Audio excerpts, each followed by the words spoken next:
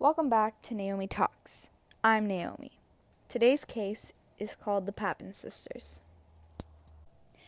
First, I'm going to go into the background and their childhood, so let's get right into it. So, the mom was Clemence Derry, I believe that's how you pronounce it, and the dad was Gustave Papin. They lived in Le Mans. This was taking place in France. So, their parents had a rough relationship. There were rumors that Clemence, the mother, was having an affair with her boss, but Gustave, the dad, loved her very much and didn't believe the rumors. And then on October 1901, Clemence became pregnant, which resulted in Gustave marrying Clemence. On February 1902, Amelia Papin was born. She was the firstborn child. Now, at this point, Gustave started believing that Clemence was having an affair with her boss, and he wanted to take Clemence away from Le Mans, so he looked into other jobs in new towns. When Amelia was about 2, Gustave got a job in a different town. Clemence didn't want to leave Le Mans and threatened to kill herself, but this only grew Gustave's suspicion of the affair. After some time, Clemence agreed to move. Later on, the relationship became, quote, volatile. There were, quote, reports that Clemence showed no affection for her children or her husband, and that she was an unstable individual, end quote. While this became a big problem, Gustave started drinking a lot. Amelia was sent by her mother to a Catholic orphanage when she was about 9 or 10. Amelia later came out to say that her father raped her, and Clemence blamed Amelia for seducing it. This is when she was sent to a convent, and she later became a nun. While this chaos unfolded, Clemence had given her 2 other kids that she had birthed, and sent them away when they were little. The 2 kids that she gave away were the Papin Sisters. There was Christine and Leah. I'm going to tell you about Christine first. She was the middle child. She was born 1905. Her parents gave her to her father's sister, who was happy to take care of her. Clemence gave her away because she didn't want to take care of another baby. After 7 years of living with her aunt, Christine went to a Catholic orphanage, like the one Amelia went to. She wanted to join the convent, but her mom wouldn't let it happen. So she started working, and she was, in personality-wise, she was wiser. And she was wiser compared to Leah. So she was also a good worker and a good cook, but her employers described her as being rude and being arrogant when it comes to respect. And then we have Leah. Leah was the youngest. She was shy but obedient and not very smart as Christine, but yeah. She was born in 1911. She was given to her mother's brother, and up until he died. Then she went to a religious orphanage until she was 15. And with all this, we can tell that Clemence didn't want children. She hated them. That once she sent them all to the orphanage, she felt relieved of motherhood and not having to take care of them. So in 1926, Christine and Leanne were now at a proper age to work, right? So they started working in a living job together in Le Mans of the Lanston family. That's who they worked for. And they were basically the cooks and the cleaners of the house. The family contained a retired lawyer, his wife, Leonia, I believe that's how you pronounce her name, and their adult daughter, Genevieve. Christine served as the family cook while Leah cleaned the house. They were, for the most time, good people and really, how do you say it? Really good at what they do. So, there was this, I guess, this almost like a tradition that happened every Sunday, which is where they dressed and went to church, and they were very proper in their behavior, but they were not social. They preferred their own company over being in a really big group of people. They took 2-hour lunch breaks instead of going out and looking at the world and everything. They just stayed in their bedrooms. Now we are getting into the crime. So it was the year 1933. They had been working at the Lance Lane residence for 6 years now. Christine was 27 and Leah was 21. And on the 2nd day of February of 1933, Miss Lance and her daughter Genevieve arrived home at about 5:30, where the house was dark. It was normal for the house to be dark because of quote malfunctioning iron caused the electrical fuse to blow while Christine was ironing, end quote. But the thing that they found odd was that the iron was sent to a repairman and brought to that day. So how could the iron have caused this again? And the madame, which is Mrs. Lancey, was very angry and she started screaming. There were many incidents where Madame would scream at Christine and Leanne for not doing a very well job, since she was a real stickler. And she was so like, this has to be right and this does too. Like, she was all about that when she would usually put white gloves and wipe the wipe around where it was supposed to be cleaned.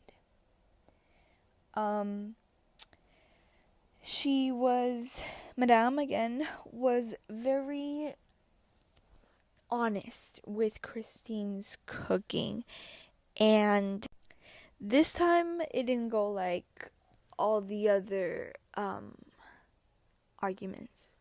This time Christine snapped, and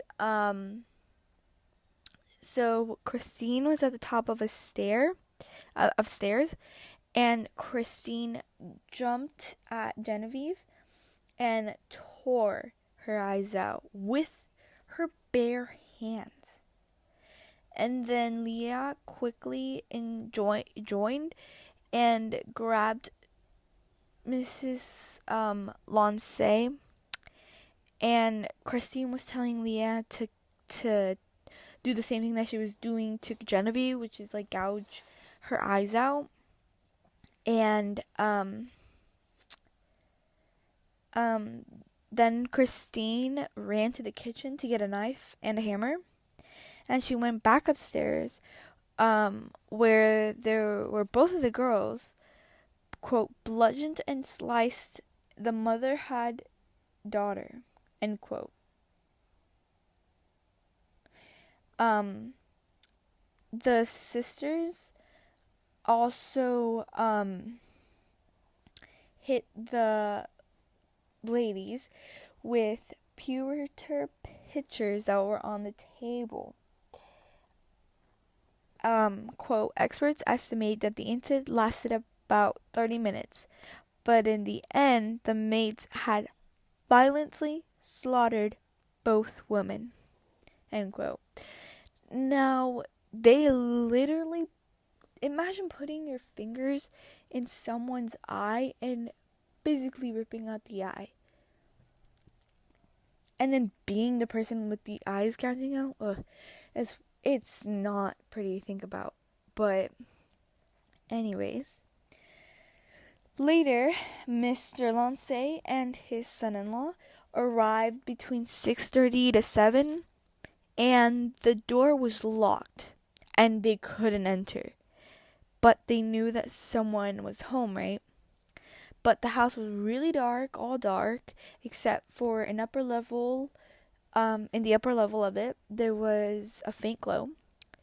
And it was really suspicious. So they went to go get the police and ask for help.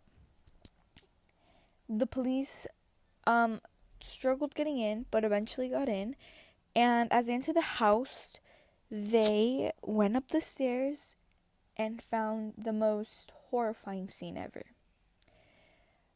The injuries of the victims were mostly in the faces and the heads, but the daughter's leg, Genevieve, and her butt, they revealed that a knife had been had cut her multiple times, and both women, you couldn't recognize them. Their faces were ruined.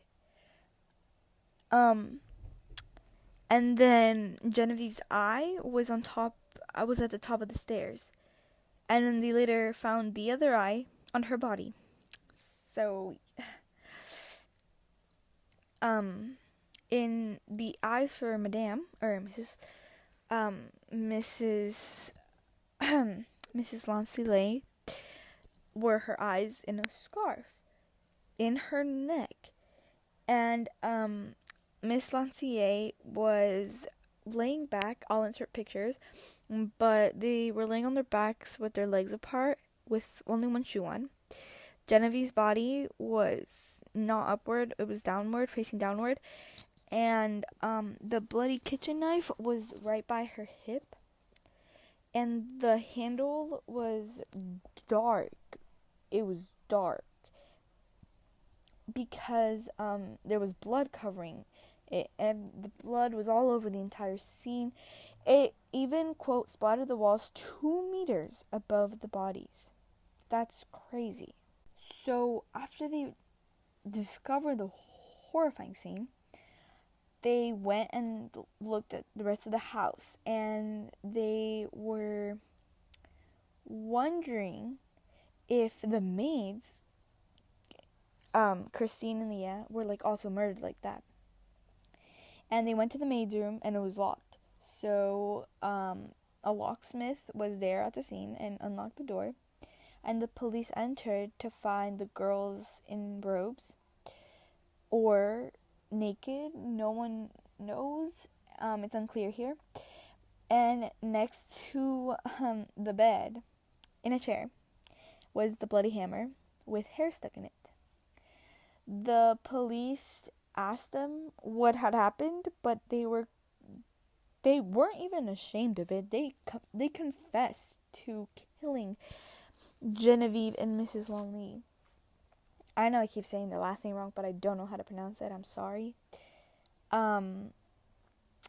So in the pictures that I will insert somewhere here, their bodies were reportedly found with their skirts up and their underwear pulled down, but it was improper to take photos of genital exposed, So they like pulled down the scarf and everything and covered them up.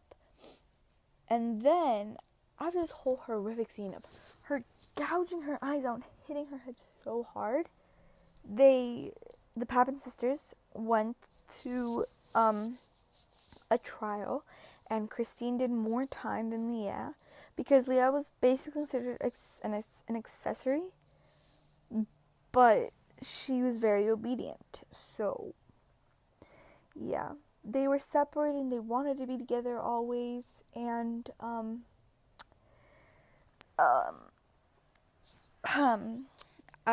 in the end, Christine didn't like being away from Leah when she was in prison, and she became depressed, and she starved herself until she died. And she died May in 1937.